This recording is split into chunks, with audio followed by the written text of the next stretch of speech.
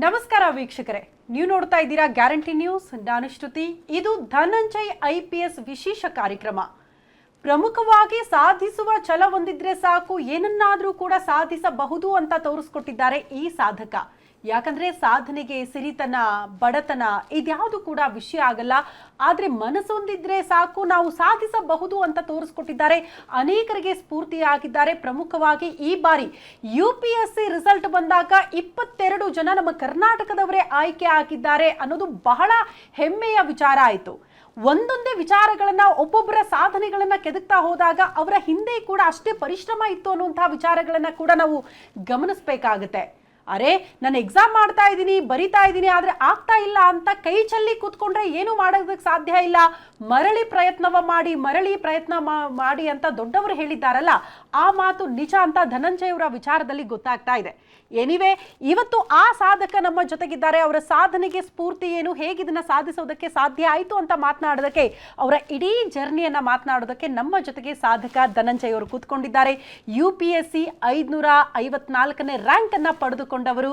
So ಕಾರ್ಯಕ್ರಮಕ್ಕೆ ಆತ್ಮೀಯ ಸ್ವಾಗತ ಸರ್, ಅಂಡ್ ಕಂಗ್ರ್ಯಾಚುಲೇಷನ್ ತಮಗೆ. ಮೊದಲನೇದಾಗಿ ಥ್ಯಾಂಕ್ ಯು. ಹೆಂಗೆ ಅನಿಸ್ತು ನಿಮಗೆ ರಿಸಲ್ಟ್ ನೋಡಿದ ತಕ್ಷಣ? ಹೇಗೆ ಫೀಲ್ ಆದ್ರಿ? ಅದು ಹೆಂಗಿತ್ತು ಆ ರಿಯಾಕ್ಷನ್ ಅಂತ? ಅಂದರೆ ರಿಸಲ್ಟ್ ಬಂದ ತಕ್ಷಣ ಸರ್ಚ್ ಮಾಡ್ತಿದ್ದೋ ಮ್ಯಾಮ್. PDF ಸರ್ಚ್ ಮಾಡ್ತಾ ಇರ್ಬೇಕಾದ್ರೆ ನನ್ನ ಸ್ಟೂಡೆಂಟ್ ಒಬ್ಬ ಪವನ್ ಅಂತ, ಅವನು ಕಾಲ್ ಮಾಡಿ ಹೇಳ್ದ, ಸರ್ 554ನೇ ರ್ಯಾಂಕ್ ಅಂತ. ಕಿರ್ಚಾಡ್ಬಿಟ್ಟಿದ್ದೀನಿ ಫುಲ್ಲು. ಅರ್ಧ ಗಂಟೆ ಹತ್ತಿದ್ದೀನಿ ಮ್ಯಾಮ್, ಮನೆಯವ್ರಿಗೆಲ್ಲ ಫೋನ್ ಮಾಡಿಕೊಂಡು. ಅಂದರೆ ಒಂದು ನಿರಾಳ ಅನಿಸ್ಬಿಡ್ತು ಮ್ಯಾಮ್. ರಿಲೀಫ್ ಸಿಕ್ತು. ಇಷ್ಟು ವರ್ಷ 7 years ಆಫ್ ಸ್ಟ್ರಗಲ್, 7 ವರ್ಷದ ಹೋರಾಟದಲ್ಲಿ ಏನೋ ಒಂದು ಸಿಕ್ತಲ್ಲ, ಅಂದರೆ ನಾವು ಅಂದ್ಕೊಂಡಿದ್ದು ಆಯ್ತಲ್ಲ ಅನ್ನುವಂತಹ ಒಂದು ರಿಲೀಫ್ ಸಿಕ್ತು ಮ್ಯಾಮ್. ಸೊ ಅದೊಂದು ಖುಷಿ. ಕಂಪ್ಲೀಟ್ ಆಗಿ ಬ್ಲಾಂಕ್ ಅನಿಸ್ಬಿಡ್ತಾ ನಿಮ್ಗೆ ಆ ರಿಸಲ್ಟ್ ನೋಡಿದಾಗ? ಮೋಸ್ಟ್ಲಿ ಆ ಭಾವನೆಗಳನ್ನ ಹೊರಗಡೆ ಹಾಕೋದಕ್ಕೆ ಸಾಧ್ಯ ಆಗಿರಲ್ಲ ಅಂತ ಆ ಮಿನಿಟ್ಗೆ. ಹಾಂ ಮ್ಯಾಮ್, ಅಂದರೆ ತುಂಬ ಕಣ್ಣೀರು. ಅಂದರೆ ಪ್ರತಿ ಸಲ ಸೋತಾಗ್ಲೂ ಕಣ್ಣೀರು ಹಾಕಿದ್ದೀನಿ, ಬಟ್ ಈ ಕಣ್ಣೀರಿಗೆ ಬೇರೆ ಅರ್ಥ ಸಿಕ್ತಂಗೆ ಆಯ್ತು. ಸೊ ಅದು ಒಂದು ರೀತಿ ಮನೆಯವ್ರಿಗೆಲ್ಲ ಫೋನ್ ಮಾಡಿಕೊಂಡು ನಿನ್ನ ಮಗ ಪಾಸ್ ಆದ ಅಂತ ನಮ್ಮ ಅಮ್ಮನ ಜೊತೆ ಹೇಳ್ತಾ ಇರ್ಬೇಕಾದ್ರೆ, ನನ್ನ ತಮ್ಮ ನಮ್ಮ ಅಪ್ಪನ ಜೊತೆ ಮಾತಾಡ್ತಾ ಇರ್ಬೇಕಾದ್ರೆ ಒಂದು ರೀತಿ ತುಂಬ ಖುಷಿ ಆಯಿತು. ಹೋದ್ಸಲಿನೂ ಕೂಡ ಸೇಮ್ April 22 ಅಲ್ಲಿ ರಿಸಲ್ಟ್ ಬಂದಾಗ ಮನೆಗೆ ಹೋಗಿ ಹತ್ಬಿಟ್ಟಿದೆ, ಏನಕ್ಕೆ ಈ ರೀತಿ ಆಗ್ತಿದೆ ನನಗೆ ಅಂತ. ಬಟ್ ಈ ಸಲ ರಿಸಲ್ಟ್ ಬಂದಾಗ ಒಂದು ರೀತಿ ಬೇರೆ ರೀತಿನೇ, ಒಂದು ರೀತಿ ನೆಮ್ಮದಿ ಸಿಕ್ತಂಗಾಯ್ತು ಮ್ಯಾಮ್. ಅದೇ 7 ವರ್ಷದ ಪರಿಶ್ರಮ ಅಂತೀರಿ. ಎಷ್ಟು ಬಾರಿ ಅಟೆಂಪ್ಟ್ ಮಾಡಿದ್ರಿ ಸರ್? ಇದು ಎಷ್ಟನೇ ಪ್ರಯತ್ನ ತಮ್ಮದು? ಇದು ನಂದು 5ನೇ ಅಟೆಂಪ್ಟ್ ಮ್ಯಾಮ್. 7 ವರ್ಷ 2019 ನಾನು ಸ್ಟಾರ್ಟ್ ಮಾಡಿದ್ದು. ಇದು ನನ್ನ ಸೆವೆಂತ್ ಇಯರ್. 5 ಅಟೆಂಪ್ಟ್ ಕೊಟ್ಟಿದ್ದೀನಿ. ಅದರಲ್ಲಿ 4 ಮೇನ್ಸ್ ಬರೆದಿದ್ದೀನಿ, 3 ಬಾರಿ ಇಂಟರ್ವ್ಯೂಗೆ ಹೋಗಿದ್ದೀನಿ. ಸೊ ಈ ಸಲ ಸೆಲೆಕ್ಟ್ ಆಯಿತು ಮ್ಯಾಮ್. 5ನೇ ಬಾರಿ ಪ್ರಯತ್ನ ಪಟ್ಟಾಗ UPSC ಕ್ರ್ಯಾಕ್ ಮಾಡ್ತಾರೆ, 554ನೇ ರ್ಯಾಂಕ್ ಬರ್ತಾರೆ ಅಂತ ಅಂದರೆ ಅದಕ್ಕೊಂದು ಪೇಷನ್ಸ್ ಬೇಕು. ಜಸ್ಟ್ ನೀವು ಪ್ರಯತ್ನ ಮಾಡಿ ಒಂದೊಂದು ಸಾರಿ ನಾವು ಕೈ ಚೆಲ್ಬಿಡ್ತೀವಿ, ಅಯ್ಯೋ ನಮ್ಮಿಂದ ಆಗಲ್ಲ, ಇಷ್ಟು ಬಾರಿ ಓದೋಕ್ಕಾಗಲ್ಲ ಅಂತ. ಎಷ್ಟು ಪರಿಶ್ರಮ ಇತ್ತು ಸರ್, ಎಷ್ಟು ದಿನದ ಸ್ಟ್ರಗಲ್ಲು, ಮತ್ತು ಹೆಂಗೆ ಇದಕ್ಕೆ ಪ್ರಿಪೇರ್ ಆಗ್ತಿದ್ರಿ, ಮತ್ತು ನಿಮ್ಮ ಉದ್ದೇಶ ಏನಾಗಿತ್ತು? ಯಾಕೆ UPSC ನಾನು ಕ್ರ್ಯಾಕ್ ಮಾಡಲೇಬೇಕು ಅಂತ ಪಣ ತೊಟ್ಟಿದ್ರಿ? ಯಾರು ನಿಮಗೆ ಸ್ಫೂರ್ತಿಯಾಗಿದ್ದು? ಅಂದರೆ ಮ್ಯಾಮ್, ನಮಗೆ ಸ್ಫೂರ್ತಿ ಅಂತ ತಗೊಂಡ್ರೆ ಜನರಲ್ ಆಗಿ ಅಂಥ ಸ್ಫೂರ್ತಿಗಳಿಲ್ಲ. ಮೊದಲು ನಾವು ಡಿಗ್ರಿಯಲ್ಲಿ ಇದ್ದಾಗ DK ರವಿ ಅವರ ಸರ್ವಿಸನ್ನು ನೋಡ್ತಾ ಅಂದರೆ ಅವರ ಜನಗಳ ಜೊತೆ ಬೆರೀತಾ ಇರೋಂಥದ್ದನ್ನು ನೋಡಿದಾಗ ಒಂದು ರೀತಿ ಇಷ್ಟ ಆಗ್ತಿತ್ತು. ಅಂದರೆ UPSC ಬಗ್ಗೆ ನನಗೇನು ಅಷ್ಟು ಯೋಚನೆಯೂ ಇರಲಿಲ್ಲ. ಮುಂದೆ ನಾನು ಆಗೆಲ್ಲ PUC ಅಲ್ಲಿ ಇದ್ದಾಗ ನನಗೆ ಫಿಲ್ಮ್ ಡೈರೆಕ್ಷನ್ನು ಈ ರೀತಿ ಆಸೆ ಇತ್ತು. ಸ್ವಲ್ಪ ಹೆಚ್ಚಾಗಿ ಫಿಲ್ಮ್ ಹುಚ್ಚು ಸ್ವಲ್ಪ ಸಿಕ್ಕಾಪಟ್ಟೆ ಇತ್ತು.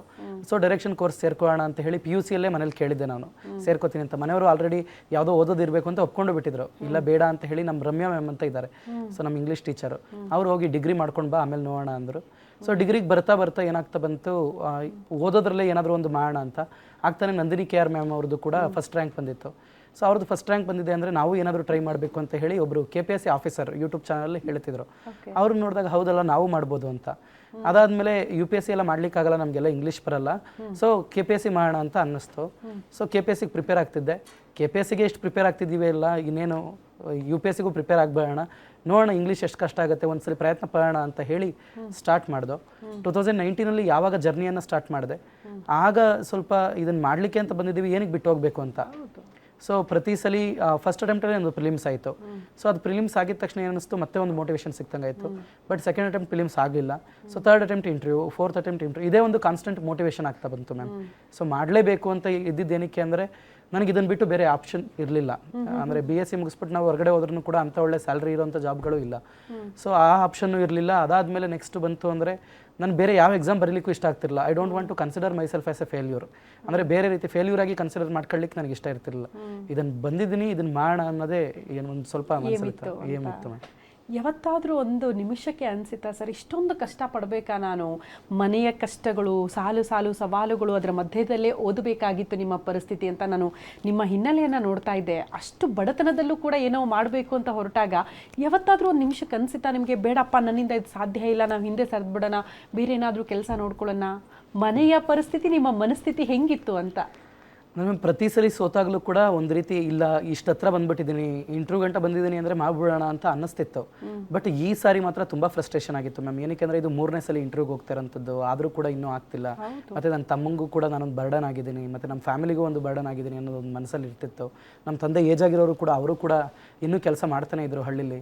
ಸೊ ಅವ್ರಿಗೆಲ್ಲ ಯಾವಾಗ ರಿಲೀಫ್ ಕೊಡ್ತೀನಿ ಅಂತ ಅದಕ್ಕೋಸ್ಕರ ನಾನು 2023ಯಲ್ಲೇ ನಾನು ಕೆಲಸಕ್ಕೆ ಸೇರಿಕೊಂಡಿದ್ದೆ. ಅಕ್ಕ ಐ ಎಸ್ ಅಕಾಡೆಮಿ ಮತ್ತು ಆಚಾರ್ಯ ಐ ಎಸ್ ಅಕಾಡೆಮಿಯಲ್ಲಿ ಫ್ಯಾಕಲ್ಟಿ ಆಗಿ, ಮೆಂಟರ್ ಆಗಿ ಕೆಲಸ ಮಾಡ್ತಾ ಇದ್ದೆ. ಅದೊಂದು ಸ್ವಲ್ಪ ಬರ್ತಿದ್ದ ಅಮೌಂಟನ್ನು ಮನೆಗೆ ಕಳಿಸ್ಕೊಡ್ತಿದ್ದೆ. ಸೊ ಆಗೊಂದು ಸ್ವಲ್ಪ ರಿಲೀಫ್ ಅನಿಸ್ತಿತ್ತು.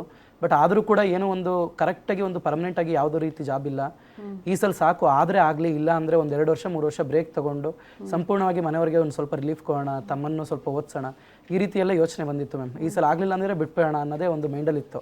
ಸೊ ಅಷ್ಟು ಅಂದರೆ ನಿರಾಶೆ ಅನ್ನೋದಕ್ಕಿಂತ ಫ್ರಸ್ಟ್ರೇಷನ್ ಆಗೋಗಿತ್ತು, ಸಿಕ್ಕಾಬಟ್ಟೆ ಫ್ರಸ್ಟ್ರೇಷನ್ ಆಗೋಗಿತ್ತು. ಸೊ ಅದಕ್ಕೋಸ್ಕರ ಆ ರೀತಿ ಯೋಚನೆ ಮಾಡಿದೆ. ಬಟ್ ಬೈ ಗಾಡ್ ಗ್ರೇಸ್ ಆ ರೀತಿ ಆಗಲಿಲ್ಲ. ಅಲ್ಲ ಧನಂಜಯ್ ಅವರೇ, ನೋಡಿ, ಅಣ್ಣನಾಗಿ ಮನೆಯ ಜವಾಬ್ದಾರಿ ಹೊತ್ತು ತಮ್ಮನನ್ನ ನೋಡ್ಕೊಳ್ಬೇಕಾಗಿತ್ತು, ಆತನಿಗೆ ಎಜುಕೇಶನ್ ಕೊಡಿಸ್ಬೇಕಾಗಿತ್ತು. ಆದರೆ ತಮ್ಮನ ಸಪೋರ್ಟಿಂದ, ತಂದೆಯ ಸಪೋರ್ಟ್ನಿಂದ ಇಲ್ಲಿ UPSC ಕ್ರ್ಯಾಕ್ ಮಾಡೋದಕ್ಕೆ ಸಾಧ್ಯ ಆಯಿತು ಅಂತ. ಹೆಂಗಿತ್ತು ನಿಮ್ಮ ತಮ್ಮನ ರಿಯಾಕ್ಷನ್ ರಿಸಲ್ಟ್ ನೋಡಿದಾಗ? ಜೊತೆಗೆ ನನಗೊಂದು ಕುತೂಹಲ,